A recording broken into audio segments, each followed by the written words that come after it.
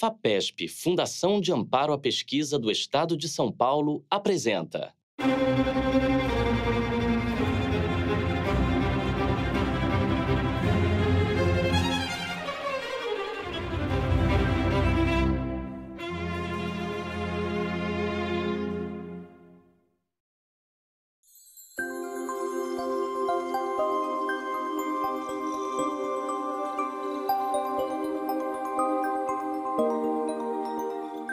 A leptospirose é uma doença que acomete humanos e animais e pode variar desde assintomática a muito grave, com a presença de focos hemorrágicos, levando à morte em até 48 horas.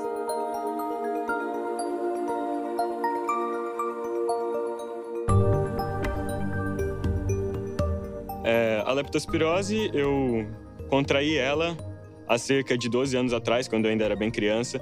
Então, eu tinha em torno de 8 anos, foi em 2007. E desde o momento que eu comecei a apresentar os sintomas, que por um tempo eu ignorei, achei que era devido a outro motivo, até o momento de eu estar realmente curado, depois de uma semana internado, ficou entre 2 a 3 semanas. Ainda não é certo como eu contraí a leptospirose, mas algumas alternativas são bem mais prováveis que outra.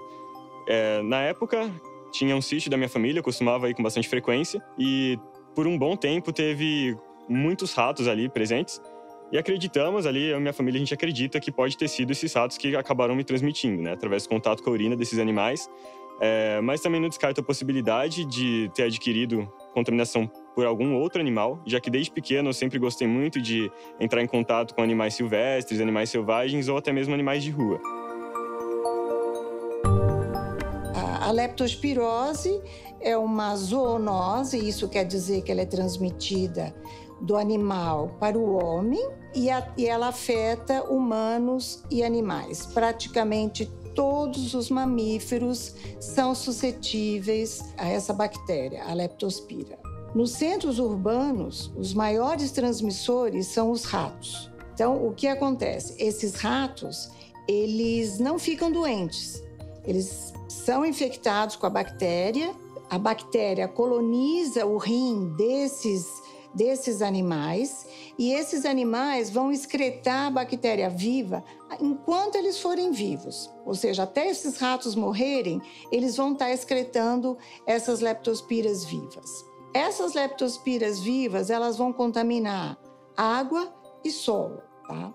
Então, um exemplo típico de contaminação é quando você tem o solo infectado e aí você tem chuva. Nós sabemos que aqui, infelizmente, nós temos muita enchente e as pessoas andam com água até o joelho, tá?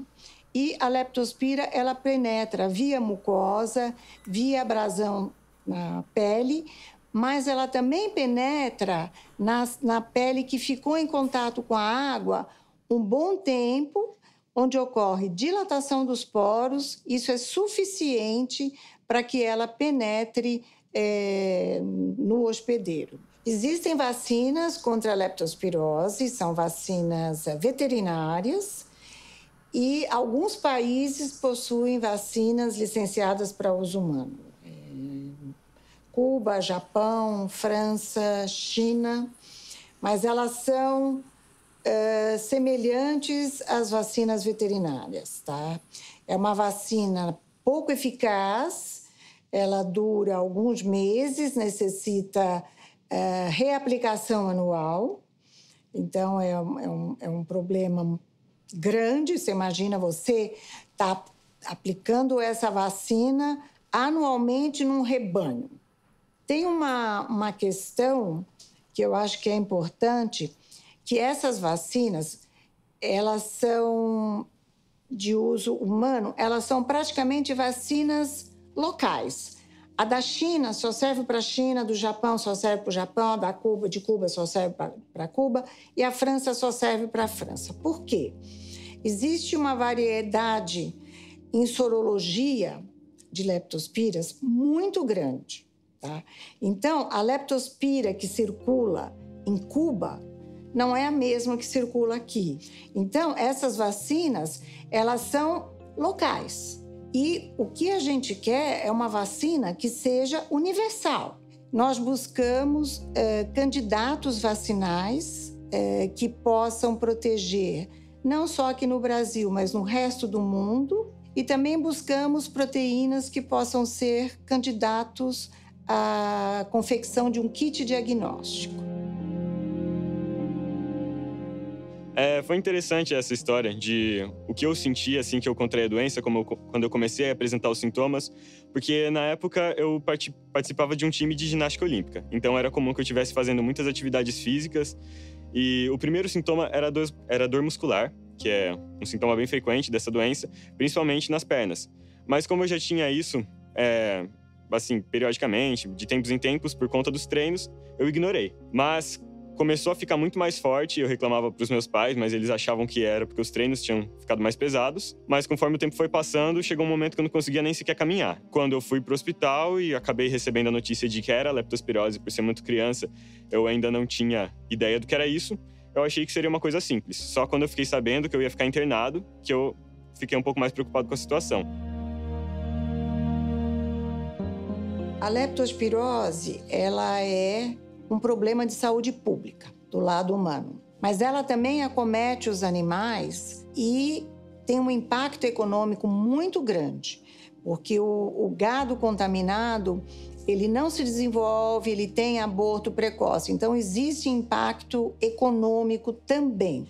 A leptospirose, ela não tem uma sintomatologia clínica específica. O que as pessoas sentem? Indisposição, tem um pouco de febre, dor de cabeça, que são muito comuns, gripe, dengue. Então, parece com tudo. Então, clinicamente, não é feito o diagnóstico. Então, o que acontece? O sangue é coletado, é feita uma sorologia em laboratórios de referência e vai ser detectado, a doença vai poder ser confirmada através de exames sorológicos. Esse exame ele demora de 8 a 12 dias, o que é um pouco complicado, porque a leptospirose ela é tratável por antibiótico, mas isso você precisa tratar do início da doença. Então, assim que você conseguir ser diagnosticado, você precisa entrar imediatamente com o antimicrobiano. Então, quando nós começamos a trabalhar com esse projeto, o grande objetivo é identificar proteínas que fiquem na superfície da bactéria. Por quê? São essas proteínas, imaginem a bactéria aqui, então essa proteína está aqui. Ela que vai servir de ponte em contato com o hospedeiro. Como que nós buscamos? Como nós temos o genoma sequenciado, nós usamos ferramentas de bioinformática. E o que é a bioinformática? A bioinformática nada mais é do que a informática aplicada à biologia. Então, como que a gente faz isso? A gente tem a sequência dessa proteína, a gente submete a servidores da web ou internet, tá? E ele nos devolve qual é a porcentagem dessa proteína estar exposta ou não estar exposta. E aí, cabe a nós irmos para a bancada e validarmos essa localização celular, tá? Com essa abordagem, nós já identificamos umas 40 proteínas que estariam fazendo essa ligação bactéria-hospedeiro, seja no processo de adesão ou no processo de enganar o sistema imune do hospedeiro e a bactéria conseguir se instalar, ou seja, proteínas com atividade enzimática que facilitam a penetração da bactéria no hospedeiro. Diferente de outras doenças, a leptospirose ela pode ser contraída mais de uma vez, então não é, por exemplo, como a galera às vezes associa a sarampo, esse tipo de doença que você contrai uma vez e cria uma imunidade. A leptospirose não funciona assim. Então, eu realmente tenho medo de contrair de novo. Por isso, tantos cuidados, às vezes até um certo medo de algumas situações, é porque eu sei que mesmo tendo passado por isso uma vez, eu posso contrair a doença novamente. Eu acho que o fator principal, a maior mudança que eu tenho até hoje, é que, embora eu sempre tenha gostado de animais selvagens ou de quase todo tipo de animal, eu tenho muita fobia de rato. Então, adquiri muito medo do rato por conta da doença. Eu acho que de todos os animais assim, que eu entro em contato, entre trilhas e tal, mesmo se eu estiver no meio do mato, qualquer animal que eu ver, nada vai me assustar tanto quanto um rato.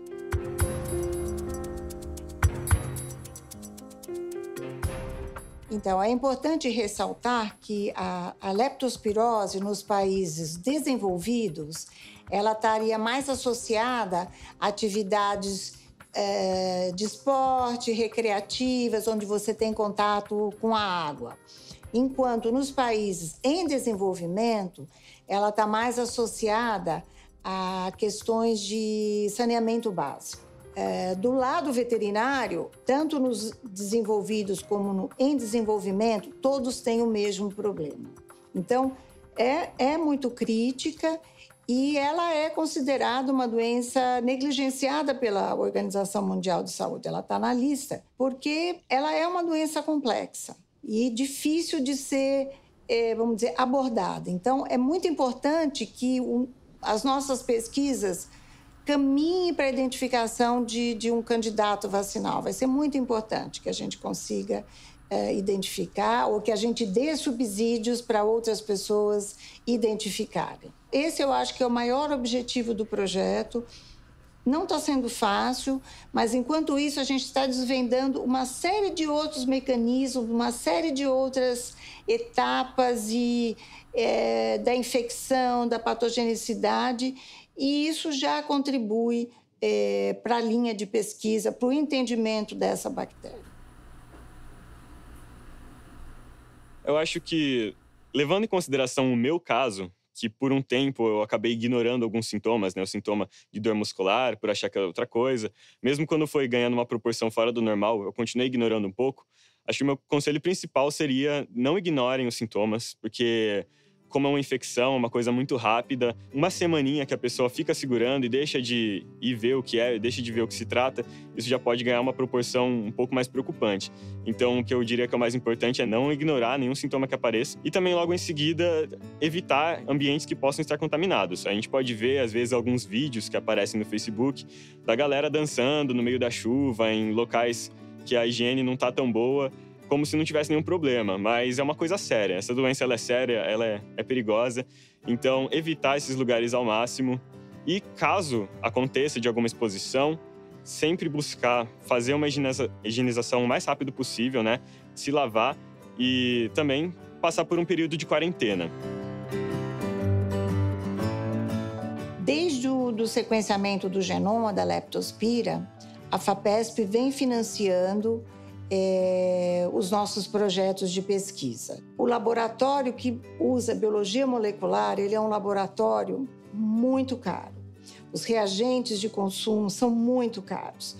Nós não teríamos como andar com as nossas pesquisas se a gente não tivesse o financiamento da FAPESP. E isso tem um impacto. Todo mundo diz que o Brasil tem dado uma contribuição muito grande para a biologia de leptospira e para o entendimento de mecanismos de patogenicidade, virulência. Então, eu acho que essa pesquisa da gente deu uma abertura internacional.